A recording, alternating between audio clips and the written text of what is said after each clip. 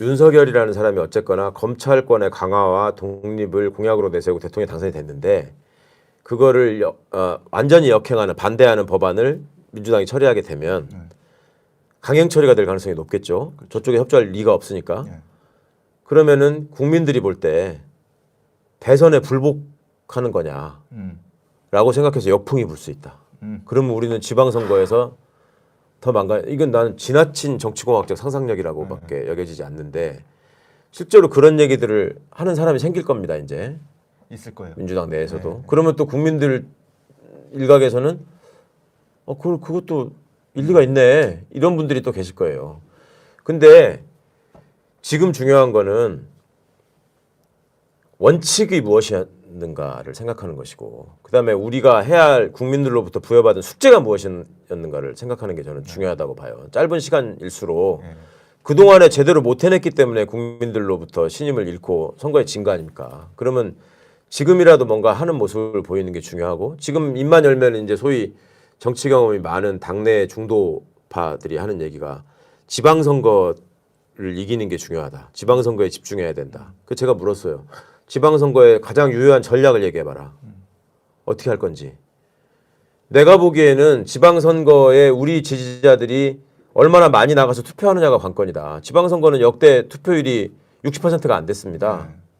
그러면은 이거는 무슨 대선 때처럼 뭐 중간층을 끌어오르냐, 뭐 이대남의 마음을 사로잡느냐 마느냐 뭐 이런 것이 1차적인 과제가 아니고 우리 지지자들이 투표를 그렇죠. 할 이유가 있느냐 그걸 만들어줘야 되는 게 저는 더 시급하다고 보는데 그러면 우리가 국민들께 약속했지만 아직 이루지 못한 숙제를 최대한 해내는 모습을 보여서 국민들로 하여금 우리가 나가서 투표해가지고 지방선거를 통해서라도 짧은 기간이지만 심판을 저걸 지켜줘야 된다라고 말씀을 드리는 게 옳은 것이냐 아니면 국민 여러분들께서 역풍을 걱정하시고 대선 불복 프레임으로 저희들을 보실까 봐 저희는 그런 거 하지 않고 그냥 어떻게 하면 국민 여러분들께 세금을 줄여드릴까 재개발 재건축을 어떻게 완화해가지고 뭐 편하게 비싼 집을 구하실 수 있게 해드릴까 뭐 이런 거에 집중해서 저희들한테 마음이 떠나신 뭐 강남 3구 주민들의 마음을 돌릴 수도 그렇게 할 겁니까 지방선거를?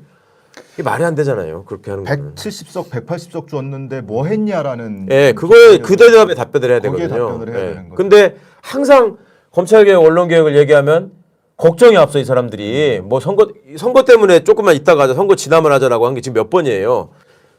그러니까 그 얘기는 이제 그만하고 또 다른 한편으로 당신들의 속셈을 정확하게 얘기해라.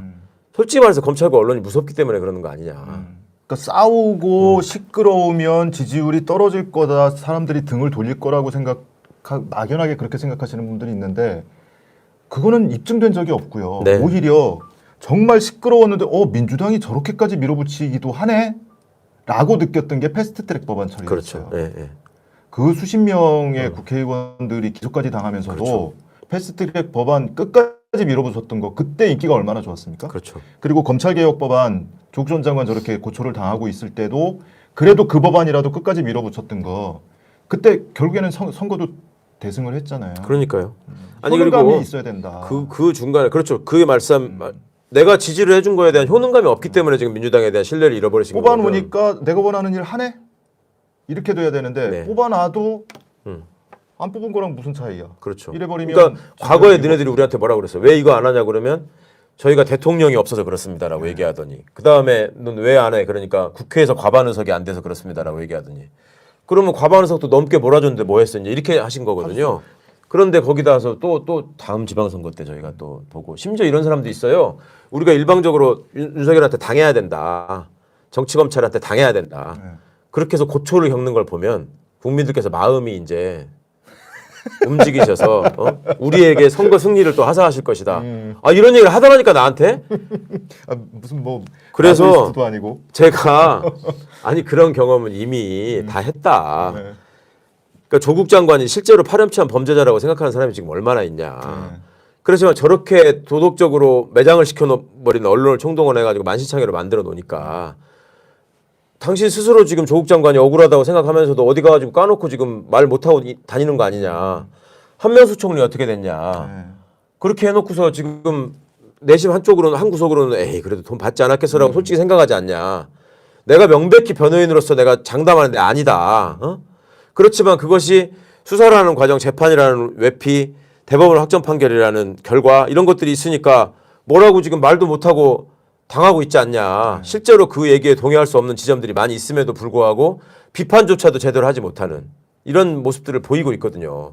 그거를 그럼 그걸 인정하지 않느냐? 불복하는 거냐? 이 말이 두려워서. 아니 판결이 났는데 어떻게 인정을 안 합니까? 인정하죠. 대선 결과로 윤석열이 표를 더 얻었는데 어떻게 인정 안 합니까? 인정하죠. 인정하면은 그러면 그 결과를 모두 다 맹종해야 되는 겁니까? 그 결과는 인정하나 그 과정에서 생기고 있는 이러이러한 문제점에 대해서 우리가 짚어봐야 된다. 그리고 이런 점에 대해서는 잘못된 것 같으니 다음에는 이런 일이 없도록 해야 된다. 이런 걸 하는 게 정치지. 그냥 그 결과 나오면 찍소리 못하고 이런 프레임을 빨리 빠져나와야지 국민들이 보시기에도 쟤들이 어떤 문제가 있더라도 시끄러워도 할 거는 하고 넘어가서 세상을 한 단계 발전시키고 있다라는 느낌이 가지셔야지 소위 말하는 진보정당을 지지하시는 것이지. 아니 예전에 예를 들면 호주제 폐지한다고 그랬을 때 전국의 모든 할아버지들이 다 들고 일어나셨어요. 미풍양속이 없어지고 동방예의지국이. 그렇지만 됐지 않습니까? 관통죄. 국민의 대부분이 찬성해서 그게 없어졌나요? 법률가들이 볼 때 법리적으로 이게 맞지 않는 일이라고 해서 없어진 겁니다. 더 심한 거 야간 집회 시위 금지였었어요. 과거에 집시법에서. 그거 가지고 나라가 뒤집힐 것처럼 얘기했었어요. 그럼 백날 밤중에 저기 다 시위로 나라가 물들 것이고 장사 못하고 어디 그렇습니까 지금? 그게 아니었으면 촛불 시위가 없었던 거예요. 비슷한 맥락으로 지금 아직 처리가 안 되고 있는 차별금지법 같은 것도 같은 맥락일 거예요. 그렇죠. 엄청나게 큰일 벌어질 것 같지만 네. 그것이 처리가 되고 해도 별 탈 없이 굴러가요. 아이 그럼요. 네. 네. 지금 걱정하시는 것처럼 무슨 국가가 나서서 무슨 동성애를 권장하고 이런 게 아니잖아요, 그게. 그런 수준이 아니고 그러니까. 하여튼 이 검찰 언론 이 법안들은 아주 심각한 사태를 불러올 것 같아서 그러면 시민들 입장에서 뭘 할 수 있냐 지금 막 답답해서 울분에 쌓여서 죽겠거든요. 민주당 사에서 막 연일 막 집회하고 이러잖아요 지금. 그렇죠. 네. 근데 이분들이 이 부르짖는 것은 비대위 인선을 왜 그따위로 했냐 네. 하나. 그리고 원내대표 누구 뽑아라. 근데 원내대표는 국회의원들끼리 뽑는 거예요. 시민들이 뭐 할 수 있는 게 없어. 구호 외치는 거, 소리 지르는 거 외에는. 그러고 나면 지방선거고, 그리고 하반기에 이제 그 전당대회가 있잖아요. 그런 거 저런 거 떠나서 네. 과거에 우리가 87년 6월 항쟁 때 호원철폐 독재타도라는 구호로 예. 민주화의 일단을 열었지 않았습니까? 네. 지금은 저는 약속을 지켜라. 예. 그거 이상 간명한 요구가 없다고 생각해요. 간명하고 확실한 요구가. 너희들 선거 때마다 계속 얘기하지 않았냐. 그다음에 이건 문재인 정부의 대표 공약이었을 뿐만 아니라 이재명 대통령의 대통령 후보의 대표 공약이었어요. 여러 지금 개혁 과제들은. 그리고 윤석열 씨가 약속한 공약들이 또 있어요. 아까 얘기한 것처럼 뭐 얼마 주겠다, 뭐 어떻게 하겠다, 막 이렇게 한 거. 민생 공약들. 지켜라. 네. 예, 지켜라. 예. 누가 너네들이 이걸 진심으로 공약을 내서 지키는지 보겠다. 이 말씀하시고 이걸 지키지 않는 또 지키지 않으려고 하는 예. 또 지키지 않고 나서 각종 핑계를 대는 이런 것들은 너네들은 더 이상 정치인으로서 우리가 용납하지 않겠다. 정치 생명을 끊어버리겠다. 이렇게 하시면 아니 솔직히 말해서 지금 국민들의 요구 그리고 내가 내세웠던 공약보다 검찰과 언론으로부터 두들겨 맞는 게 두려운 게 더 큰 거거든요. 현실적으로 정치인들이. 아니 예를 들어서 그렇게 비유를 해볼게요. 과거에 문재인 대통령께서 후보로 나왔을 때 그 동성애자 인권단체에서 문재인 후보 유세 현장마다 가가지고 차별금지법에 관한 각종 요구들을 막 하면서 몸싸움도 하시고 막 이랬었단 말이에요. 그게 홍준표 후보는 아예 대놓고 차별을 얘기하는 사람인데 그걸로는 안 가. 그리고 이쪽으로 와. 아니 그래서 그거를 근본적인 지금 인권이나 헌법의 정신을 무시하는 사람한테 가가지고 더 강하고 격렬하게 항의를 해야지. 이걸 왜 이렇게 해야 됩니까? 내가 보기에는 이게 타겟이 달라진 것 같다. 그러니까 저기는 어차피 안 할 거니까 여기라도 해서 해야 된다라고 말씀들을 하시더라고요. 저는 그건 진짜 단견이었다고 생각해요. 국민들 일반적으로 소수의 활동가들이나 운동하시는 분들이 요구하는 것들이 수용될 때 한 발짝이라도 진전을 해서 운동의 성과가 달성이 되지. 운동을 하는 분들이 외치는 목소리만을 순결하게 외쳐서 세상이 훨씬 더 빨리 나아지는가. 운동단체는 운동단체로서의 역할이 있고 요구가 있는 건 당연합니다. 그건 정치 조직과 다르기 때문에. 그렇지만 이거 실현하는 방식은 특히 정치적인 무대를 이용해가지고 실현하려고 할 때는 최대한 많은 사람의 공감을 얻는 방식을 택해야 되는 거잖아요. 그러니까 이 문제도 국민 여러분께서 검찰 개혁과 언론 개혁이 필요하다고 생각하시면 검찰과 언론이 저지르는 여러 가지 문제점들에 대해서 집중적으로 공격을 하시고 비판을 하셔야지. 그거에 두려워서 당하고 있는 사람들을 상대로 해서 안 그래도 쫄아 있는데 아니 문제를 원인을 제공한 사람들을 훨씬 더 압박하셔야 될 거 아니에요. 그러니까 그것을 단순히 그냥 내가 문자 보내기 편한 상대에다가 리스트업을 해가지고 문자를 보내시는 것도 필요하겠지만 근본적인 문제나 원인에 대해서는 좀 함께 생각을 하고 가셨으면 좋겠다. 그래서 예를 들어서 지금 뭐 그런 게 있더만요. 무슨 저기 뭐 김호수를 지키자고 무슨 화원 보내시는 거? 뭐 이런 행동들 하나가 그 방식 자체에 제가 동의하는 게 아니라 어찌 보면은 그 방향의 면에서 어느 쪽을 겨냥해야 할 것인가. 그러니까 지금 윤석열 씨라고 하는 사람이 보이고 있는 모습 제가 듣기에 저 집단에서 지금 고민하고 있는 나름대로 지금 고민하고 있는 유일한 정무적인 판단 과제가 한동훈이를 중앙지검장 시킬 것이냐 말 것이냐 이걸 가지고 유일하게 고민한다는 거예요. 아니 그리고 당장 무슨 공수처가 지금 민기적거리고 있는 사건들 검찰이 말아먹으려고 하는 사건들 얼마나 많습니까? 그러니까 민주당의 어떤 혁신을 요구하는 것도 당연히 이 목소리를 낼 수 있지만 오히려 더 효과적으로 하기 위해서는 네네. 그 준동하는 세력들에 더 경고장을 날리시는 게 더 필요하지 않나 싶어요 저는. 일단 목소리는 그렇고 실제 시민들이 행동할 수 있는 거는 뭐가 있을까요? 예를 들어서 무슨 뭐 하반기에 있는 무슨 뭐 당대표 선거 같은 경우는 지금도 막 뭐 12만 명 뭐 이렇게 신규 당원 가입하시는 분들이 있다고 하니까 그것이 이제 권리당원의 권리만 주어지면 이분들이 또 원하는 후보한테 투표를 하고 할 텐데 지금 원내대표는 시민들이 무슨 투표 참여를 할 수 있는 것도 아니고 일반 당원이 투표 참여할 수도 있는 것도 아니고 남은 거는 뭔가 표를 행사하거나 실력 행사할 수 있는 거는 지방선거밖에 없어요. 그렇죠. 예. 그 전까지는. 예. 그 좀 이렇게 뭐랄까 너무 답답하시고 열정들이 많으시고 그러니까 좀 쉽게 또 어떤 저거에 휘둘리시는 경우가 또 많이 있는 것 같아요. 좀 안타까워요. 뭐 예를 들어서 뭐 특정인의 이름을 거명하면서 이놈은 수박이다. 뭐 이거는 뭐 반드시 뭐를 시켜야 된다. 그런 것들이 사실은 내부에서 보면 안 맞는 경우도 꽤 있거든요. 근데 그거를 일일이 참 이 사람은 저게 잘못 보셨습니다. 설명할 수도 없는 일이고. 그러니까 작은 어떤 그런 꼬투리나 소재를 가지고 속단하시는 거 이런 것들도 그렇게 저는 바람직한 건 아니다. 지금 특히 이 시점에서 그거는 저쪽에서 너무나 원하는 일일 수 있죠. 왜냐하면 자기들이 보기에는 지네 편인데 소위 말하는 진짜 수박인데 저거는 저 사람은 오히려 아닌 것처럼 지지자들이 받아들이고 있고 언론을 많이 비판하시면서도 언론의 프레임에 사실은 우리가 당하고 놀아나는 측면이 또 상당히 있는 걸 인정해야 됩니다. 그러니까 지금 저 사람들 원내대표 뭐 어쩌고 나오니까 뭐라 그랬어요? 뭐 개파 대리전.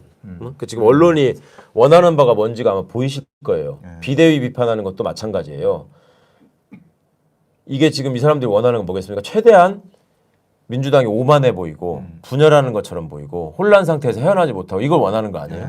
그런 프레임을 만들려고 하는 거잖아요. 비대위가 지금 저 뭐 그냥 지들끼리 저렇게 해가지고 밀실에서 뭐 만들었다라고 하는 얘기. 그다음에 뭐 개파 대리전으로 원내대표를 치르려고 한다. 그럼 저것들은 이제 또 자리 다툼하고 갈라먹게 한다. 이런 프레임을 만들려고 하는 거잖아요.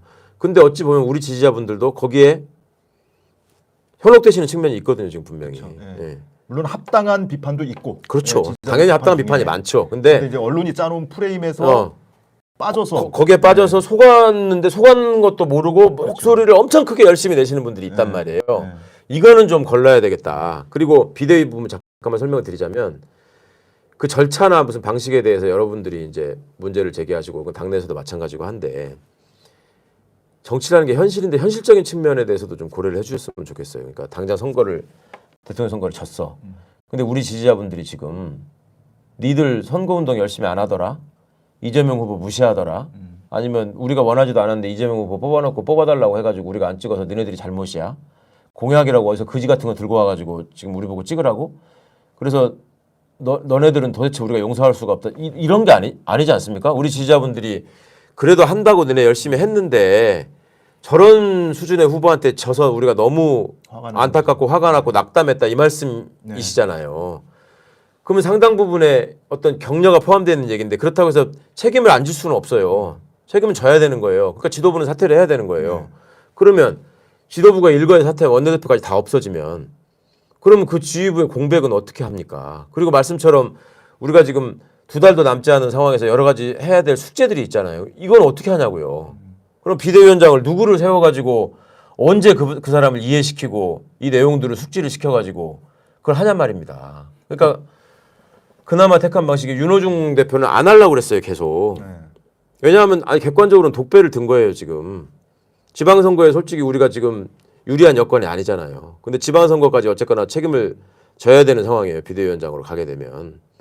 그럼에도 불구하고 윤호중 대표가 적임자하겠다고 생각을 한 것은 원내대표를 하고 있고 법사위원장을 했고 그다음에 본인이 약속한 바가 있고 그걸 지키지 않은 것에 대한 부담을 본인이 느끼고 있고 본인이 또 대선 끝나고 나면 하겠다라고 약속한 것도 있고 그 당신 약속은 지켜야 될 거 아니냐 이런 게 있는 거고 그간에 돌아가는 상황 저쪽에서 무슨 생각을 하고 어떻게 대응해 왔는가를 제일 잘 아는 사람이 원내대표입니다. 그러니까 당원 당규상으로도 당대표가 거리가 되면 원내대표가 그 자리를 메꿔야 되는 게 맞고 그러면 이제 그것을 나중에 추인해 주느냐 마느냐의 문제만 남은 것이고 그다음에 이것이 무슨 뭐 다른 사람들 다 바보로 만들어 가지고 뭐 윤호중 원내대표가 독주를 하기 위해서 독선을 하기 위해서 또 평소에 그 얘기했던 것도 지키지 않았는데 또 저렇게 할 가능성이 있다.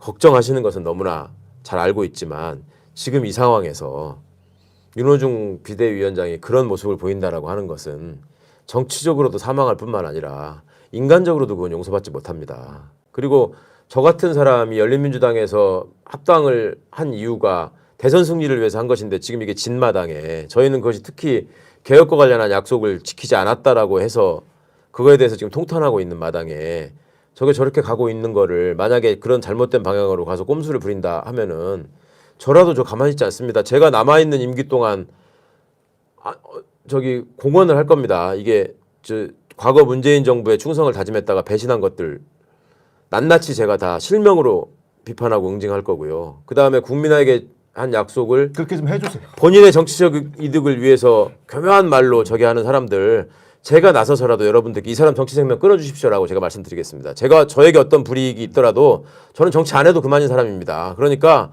원래 어느 조직에서든지 장래를 포기한 놈이 제일 무서운 거예요. 그러니까 윤석열과의 싸움에서 제가 절대 제가 두렵지 않다라고 말씀드린 이유가 저거는 끊임없이 욕심이 있는 사람이고 뭔가를 갖고 싶어하는 사람이고 저는 제가 가지고 있는 깜냥보다 훨씬 더 많은 지금 혜택을 국민들로부터 입은 사람이라고 저는 생각하기 때문에 누가 이기나 한번 해보자 이겁니다. 그러니까 이제 비대위에는 이제 이런 것 같아요. 지금 말씀하신 대로 약속한 거를 과감하게 밀어붙이고 그리고 진단에 있어서 개혁 과제를 수행을 못했기 때문에 완수를 못했기 때문에 거기에 대해서 시민들이 효능감을 못 느껴서 결국에 이렇게 지는 결과가 나온 거야. 네. 이렇게 진단을 하면 당연히 개혁 과제를 이제 완수를 하도록 노력을 해야 되는 것인데 문제는 이제 진단이 그렇게 진단을 못 하고 있는 사람들이 많지 않느냐. 여기서 이제 그렇죠. 벌써 마음이 안 놓이는 거거든요. 시민들이. 지금 원내대표 나선 분들한테 제가 그분들이 이제 우리 철험에 이제 모여 있는 표가 있다고 생각하시지 않겠어요, 아무래도. 네, 그렇죠. 그러니까 이제 여러 가지 이제 그 선거운동 차원에서 이제 말씀들을 주시더라고요, 연락을 해서. 그래서 저는 그냥 조금만 딱 여쭤봤어요. 이 개혁법안 처리 어떻게 할 겁니까? 그러니까 그걸 신중론을 펴는 사람들도 있고 하겠다라고 하는 분들이 있어요. 예. 일단 하겠다고 하는 분들 원내대표로 만들어야죠. 우선적으로. 네네. 그리고 노골적으로 이것을 방해하거나 이것을 못하게 하는 사람은 공개를 해서라도 안 되게 만들어야겠죠. 신중론을 펴는 의원과 하겠다는 의원을 누군지 궁금한데요. 그거는 앞으로 드러날 수밖에 없을 겁니다. 대충은 본인들이 뭐 그 얘기를 하지 않고 원내대표가 될 수는 없기 때문에 그 얘기는 드러날 수밖에 없을 거고 조금만 기다려 주셨으면 좋겠고. 그러니까 이틀밖에 안 남았잖아요. 아니 지금 상황에서 이제 이게 그 일종의 콘클라베라고 해서 이게 이제 투표가 시작되는 과정이기 때문에 그거는 드러날 수밖에 없고 이 분들이 갖고 계신 생각이 그러면 일방적으로 이 사람들이 이제 시민 여러분들에서 보시는 것처럼 개혁에는 관심이 없고 오로지 자기가 자리 차지하고 국회의원 더 해먹는 거에만 관심이 있어서 그렇게 하는 거냐? 꼭 그렇지는 않거든요. 그러니까 나름대로의 진심이 또 있기 때문에 그런 것들을 좀 파악할 수 있는 여지는 좀 남겨두셨으면 좋겠다. 하나만 좀 첨언을 할게요. 제가 지금 박수를 많이 이게 보내주시는 걸 보고 지금 생각이 난 건데 저에 대한 이 과도한 기대를 좀 접어주셨으면 합니다. 이게 지금 깜냥을 보셔서 아시겠지만 저 윤석열 하나도 못 막잖아요. 근데 솔직히 지금까지 제가 정치를 할 수 있었던 동력이나 힘은 우리 문재인 대통령님에 대한 여러분의 애정, 그다음에 조국 장관에 대한 연민, 윤석열 검사에 대한 분노 이런 것들이 사실은 저라는 통로를 통해서라도 표출되시고 좀 해소되실 수 있었으면 하는 마음에서 제가 정치인의 길을 들어섰는데 사실은 3월 9일만 지나고 나면 제가 할 수 있는 정치적인 목표는 어느 정도 달성이 됐을 거라고 생각을 하고 윤석열의 낙선으로 그 이후에 마무리 작업을 하는 것이 필요하다라고 생각을 했었는데 지금 그렇게 되질 않았습니다. 근데 제가 선거 유세를 하는 과정에서 여러분들께서 제게 보내주시는 이런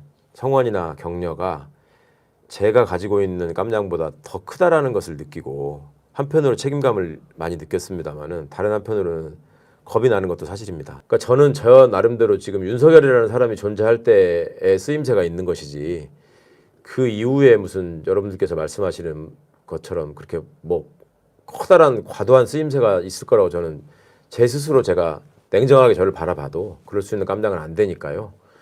하여튼 맡겨주신 일은 제가 열심히 해보겠습니다만 그렇다고 해서 너무 크게 실망하지는 마시고 하여튼 제가 끝까지 배신하지 않겠다는 약속은 꼭 드리겠습니다만 너무 좀 이렇게 과도하게 평가하지도 말으셨으면 좋겠다.